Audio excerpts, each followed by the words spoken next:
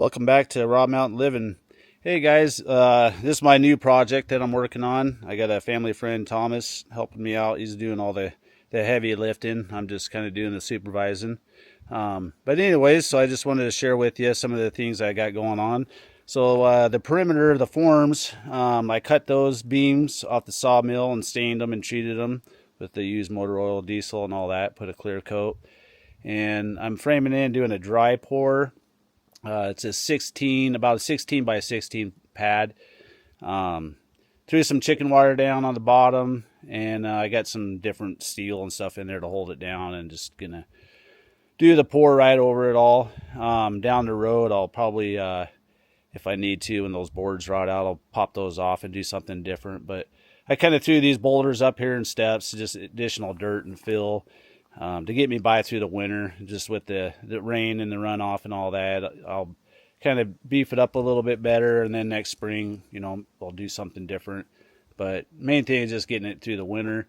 Then the other thing is like these big old cedar beams. I did a video not too long ago on that Q-Tech joiner planer, and those are the beams that I did. And again, did the same stain, and then did blue pine that matches the interior, some leftover tongue and groove blue pine, and clear coat on that, and then to put some different lights in there and stuff like that. And then up in here, I don't know if you can see, but I put a little rope light on the groove side of the tongue and groove, and then fit right in there. So I'm trying to see if this camera will get a very good picture, and I'll turn it on later, give you guys a finished product when we're all done. So yeah, this is about where we got so far. We're about halfway, and it's turning out pretty decent. I'm pretty happy with it. It's rolling pretty good. Right over here in the smoother spots, we put if you put some mortar mix on there, it'll add the strength, but it'll help fill in all the little gaps. But I just don't think, time-wise, it's going to be sufficient for me. After it starts to dry, I could probably come in and do some patch-ups. But I might end up painting it or putting some sort of a seal on there. So hopefully, the rocks, you're going to get little pebbles popping up. But the mortar mix would definitely help. I tried using a sander vibrator, and that kind of works. But so that's another tool that could help settle the rocks down. But anyways, I'll kind of show you what we got going on, our little system we got going on. So whenever Thomas, he's going to probably start dropping some sacks, and we'll just kind of show you what we're doing. But we're just starting up here and then working our way back. And it goes pretty quick, once the chicken wire was popping up, and so we were kind of fighting that a little bit. And then I had some leftover angle iron. Again, like I said, we just threw that there. But so we got going is Thomas is bringing those in, doing a row. He'll split it.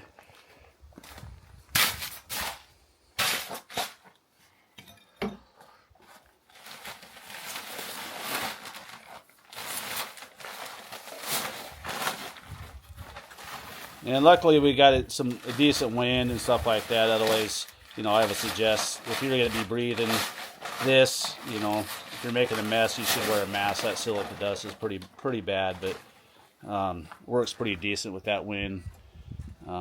Just kind of blowing it out helps. So, but yeah, so we'll see how this turns out. And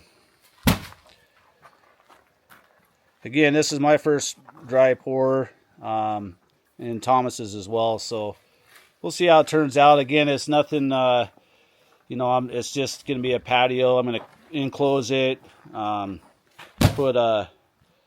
enclose it with screen, and then in the winter time have a heavy, possibly plastic or tarp or something for this winter, and then maybe I can figure out a way to make some windows to take on and off, different seasons of the year. But main thing is just being able to sit out here And then it's all under a mess, but I just kind of want to follow up with another project I got going. So here's some more of the rock wall that I got done. And then I'm going to be taking this culvert, and I'm going to make a fireplace out of this. I'm going to get a smaller barrel for the chimney and then rock all that. And then again, right in between here, I'll be digging in the bank and build a root cellar. And then I got a bunch of rugs and stuff on this rock wall. Just had it rain yesterday, so trying to wash it and get it clean, some outdoor rugs. So yeah, Thomas is working his tail off. I'm over here filming, but I just wanted to at least get you guys kind of showing you what we got going on in this first row, kind of the process. I honestly think, so far I'm real happy with doing it this way versus, in a wheelbarrow or a mixer. The mud mixer is a pretty ideal tool. So if you're going to do it, that's what I would have went with, just because it's just, mixes it right there. You adjust your water, and it would be pretty fast. But for what we're doing, time-wise, money-wise, I think this is going to be very beneficial. Definitely be a lot better than just the dirt ground where the dogs and cats are always digging in it and all that. So this will be nice for the winter time. So, all right, guys, I'll follow up when we start spraying and get to that next level. And then let's see. I guess I need to show you how we're spreading this too. So I'll just hold on here for a second. Show you the procedure.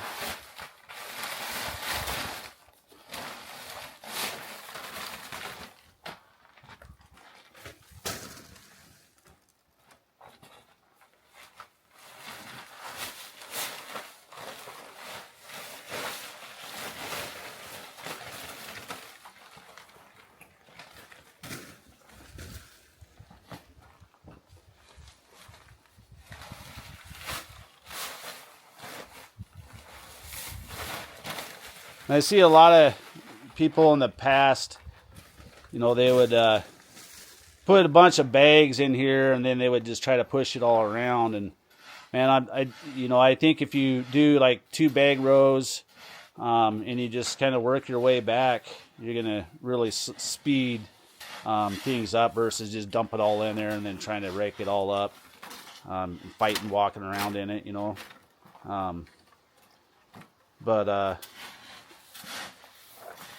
yeah, and then I don't know what I was gonna say, but he's doing good. He's doing a good job. Oh yeah, and then after you spread it, then you just fill your high spots. And so this is what we got going here. And then, the other thing is I see guys run it flat, but if you kind of put it at an angle like this, it seems to work better.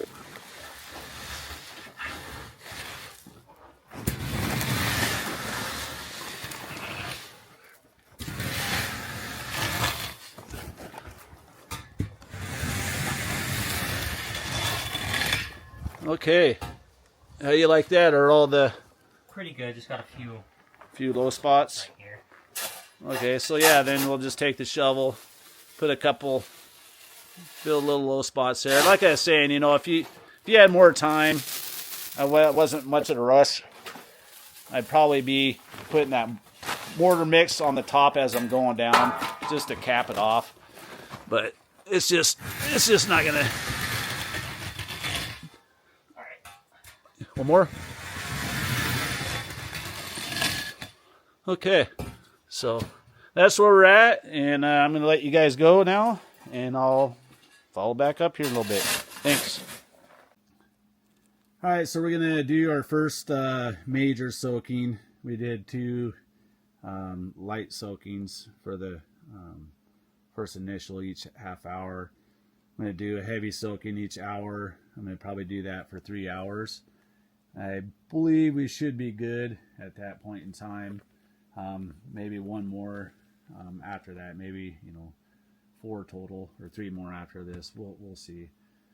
But yeah, so that mix, it did say, the Sakrete coloring mix, it did say for 1 container, it's best for an 80-pound bag of mortar mix or cement mix.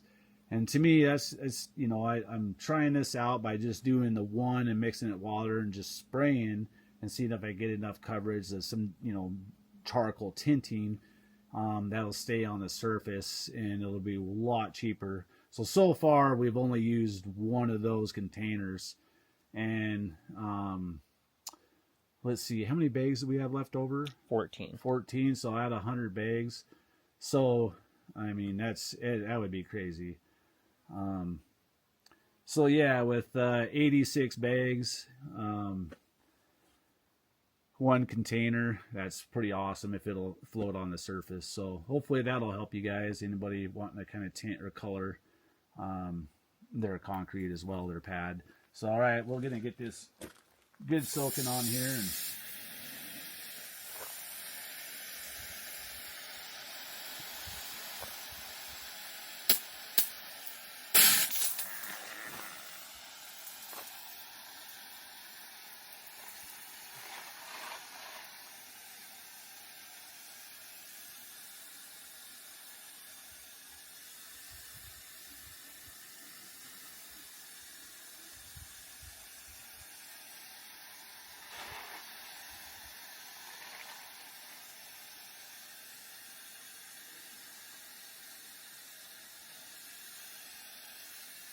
yeah, so overall, I mean, cost-wise, you know, for what I'm using this for,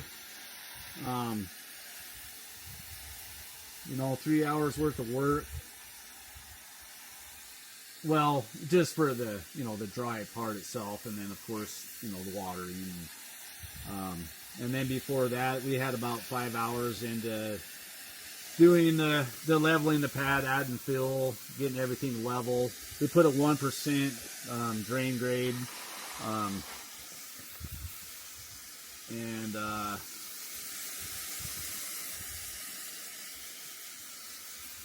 then we're cutting the footer boards, and the staining, that was a couple hours. You know, getting the tree and getting it cut and all that. So, all in all, you know, it's been pretty cost effective. You know, again, I'm trying to utilize as much resources, natural resources that I can. Everyday life, you know, here living on the mountain. And again, this is all raw living, all raw mountain. There's nothing to develop. I'm developing everything myself. And, you know, with help with friends and family, and some things, you know, I've had to hire out, you know, and then I grunted and picked up a few tips and learned. And, but yeah, and then when you're watering this, like I said, you know, from my understanding is about every half hour the first couple, and then about every hour it gets soaking, because if you wait and you push it off or something happens, that top crust is going to seal up pretty good, and it's going to be hard to get water back down to where you need to get it. But it sucks it up pretty fast.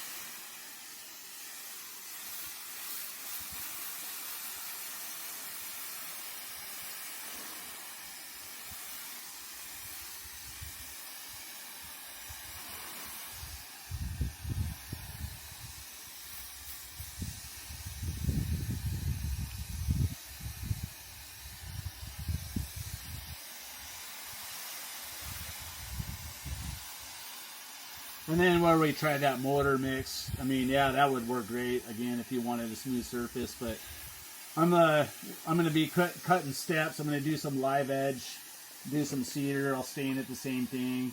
And then I'm going to put some live edge steps going up. And, yeah, it's going to start. And then some blue pine slabs. So it'll start coming together pretty nice.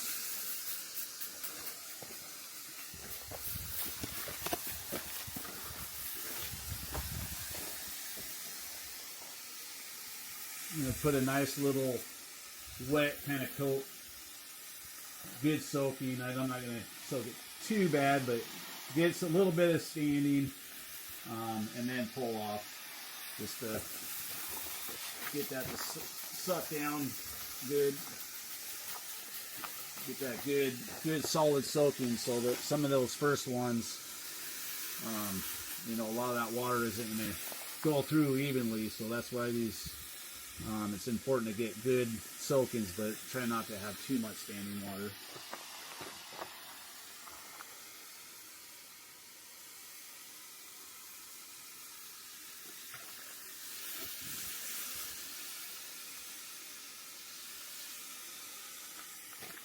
All right, I'm going to call this good for the first good soaking, and I'm not going to film each one, but I'll follow up after it's all said and done, and let you guys see the final product. All right, we'll follow up with you tomorrow. All right, guys. Here's the final product. I gave it, we're working on 3.5 days to give you, a true solid, result. As time goes on, I could do a follow up, which I will, because I'm going to have a lot more projects. I got to cut more beams and do an enclosure and all that. So there's going to be a lot more. And I'll be able to give you some feedback on that, kind of see where the coloring's going, how it's holding up. Again, for overall, for $20 coloring and doing a spray and not worried about getting all the way through, kind of gives you more of a balance of what kind of rock I have up here. And you could add different coloring to that as well, but so far I'm pretty happy with it. So and again, that's just one for the whole 86 bags. So yeah, if you want to add more to get a darker color, add more colors and all that, that would be pretty awesome. So overall, I'm real happy with it. Just a reminder on this setup here with this kind of retaining temporary wall I got going to just get through the winter. Again, that's just temporary. I'm thinking about doing a drop down step, cut another vertical board, come down about 8 to 12 inches, and then do another dry pour pad to the corner here of the cabin. And then I'm going to be cutting some live edge steps, or some boards, slabs, I guess you would call it, for my steps. And then I got to do, finish, all my trim and all that kind of stuff. One of the things, using the lumber, doing this and with the concrete, glad I, stain all that kind of stuff, and then put a sealer over it, so hopefully shouldn't be an issue. Just get some of the residue of the concrete powder and some of the it drying on there. So I'm thinking a good mild aggressive, or as it's kind of a oxymoron, kind of like Microsoft Works, but yeah, so it's so I'll find something like that, just kind of wet it down or whatever, and get it rubbed off, and if I have to put another clear coating on there, I will. But yeah, and another learning lesson is, when you get directions on time for wet down, remist, heavy soak every 30 minutes, hour, whatever, you got to bring in the sense of what your humidity is like, your weather, temperature and all that kind of stuff. So this really absorbed. It was in the mid to low 80s that day, so nice day, low humidity, but it really absorbed the water fairly fast. So I started out about every 30 minutes, but then I started cutting it down to 20 minutes, and then the hour thing, it's just really soaking it up. So I'm real happy with that. So I won't know the total results until I pull these forms off. But again, I'm going to leave these forms on there for a while. So, yeah. So you could add, again, I can come in here, add different coatings, tops, whatever. I could throw a sealant over this. It's kind of like the aggregated exposure. I could just come in there, put this sealer on there. I can, add that. Let me show you. So the mortar mix, so it gives it a real nice, smooth surface, solid surface, and compared to the more of the aggregate exposed.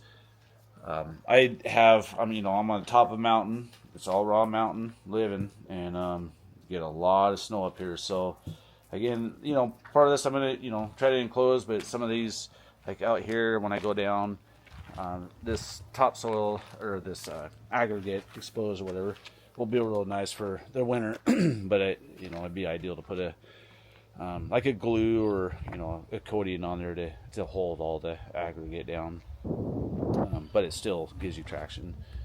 Want to get a big shout out to Thomas. This was a strong young man, and yeah, he was awesome. I mean, these are 80-pound bags, 86 of those, and a couple 14 more he had to move. And then another 3 of 80-pound mortar mix bags. So yeah, huge help, solid man. So very grateful for his help, and hopefully you guys maybe get some pointers out of this or not. But yeah, feel free to comment anything. Just it's a lot of fun. So yeah, please like, subscribe, and thank you for watching, and thank you for your time.